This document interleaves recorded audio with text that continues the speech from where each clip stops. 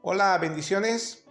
Gracias por estar siempre con nosotros. Gracias por visitar nuestro canal. Sobre todo, gracias por compartir cada uno de estos mensajes que la Iglesia Evangélica Bautista del Turó de la Peira está subiendo, ya sea a través de mi persona, ya sea a través de los mensajes de nuestro pastor o también de su esposa. Muchas gracias, porque no es a nosotros a quien está compartiendo, ya que nuestra intención no es promocionarnos a nosotros mismos, porque en mi caso yo no tengo absolutamente nada interesante de qué platicar.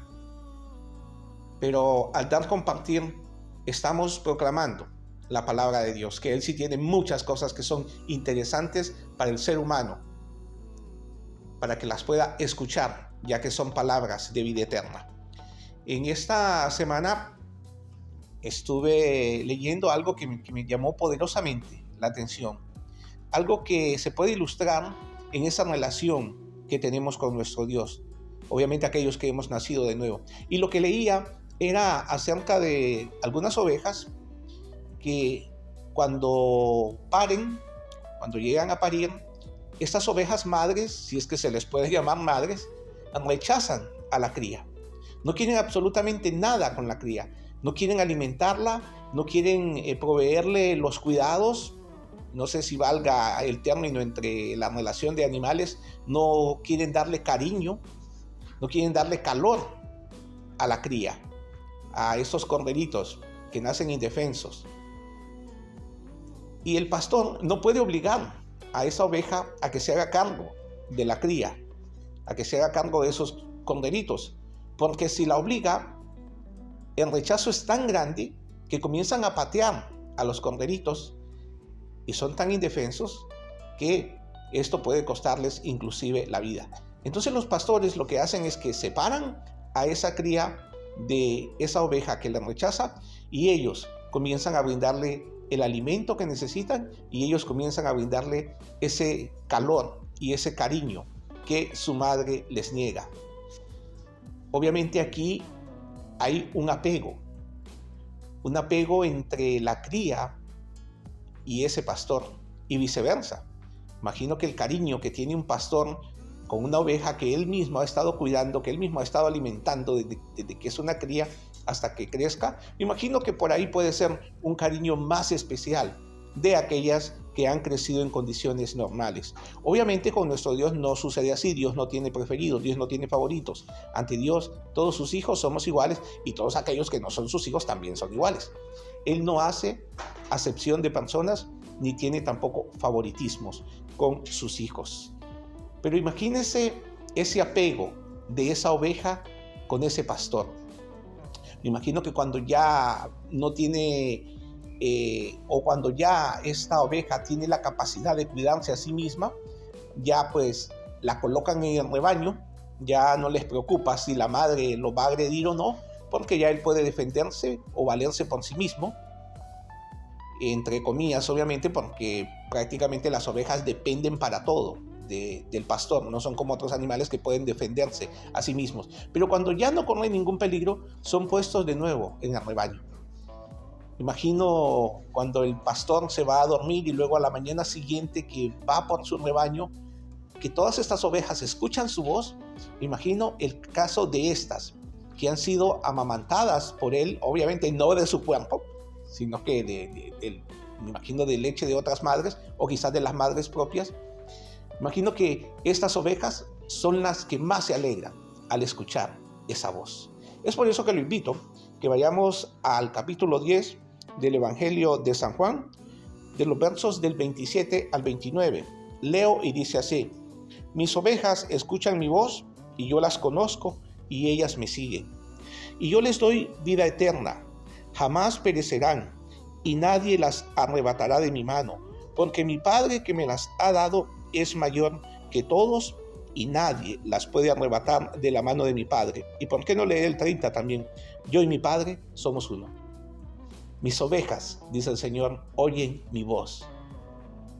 Me encanta cada vez que el Señor utiliza cada uno de estos artículos posesivos o de pertenencia, en la cual aclara no solamente nuestra condición, que en este caso Él se identifica como el buen pastor y nosotros somos sus ovejas. No dice las ovejas, dice mis ovejas, porque sí, le pertenecemos a Él, comprados a precio de sangre. Quizás si algún día nos diera por vender nuestra, porque como ahora se vende de todo, vender nuestra vida en internet, suponiendo en el caso que no fuésemos cristianos, vendo mi vida y ofrezco o la taso, es decir, le pongo el precio de millones y millones de dólares, quizás no haya nadie que quiera pagar ni siquiera un céntimo o un centavo por nosotros. O quizás sí, no sabemos.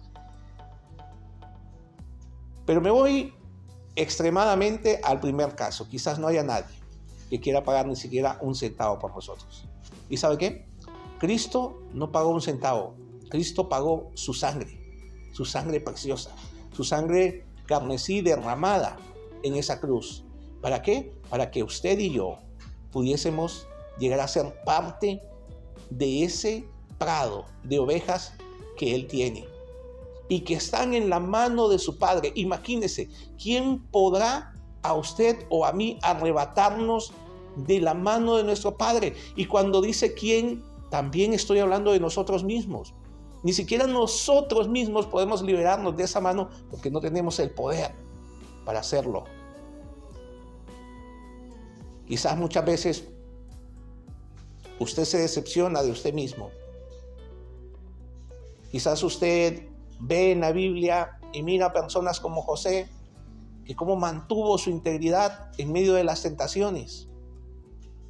Y usted quiere ser como José, pero resulta terminando haciendo lo mismo que hizo David cuando fue enfrentado por la misma tentación. Pero ¿sabe qué? La palabra de Dios dice que nada ni nadie, y en ese nadie nos incluimos nosotros, nada ni nadie podrá arrebatarnos del amor de Cristo, del amor de Dios en Cristo Jesús. Esto lo encontramos en el capítulo 8 de Romanos. Aquí nos dice quién, allá nos dice que nada. Aquí nadie y allá nada. Absolutamente nada ni nadie. Le pertenecemos. Ahora, en ese apego, en ese sentido de pertenencia, es indispensable que tengamos una relación con Él. Mis ovejas oyen mi voz. Sus ovejas oímos su voz. El que no es oveja, ¿qué va a querer estar escuchando la voz de Dios?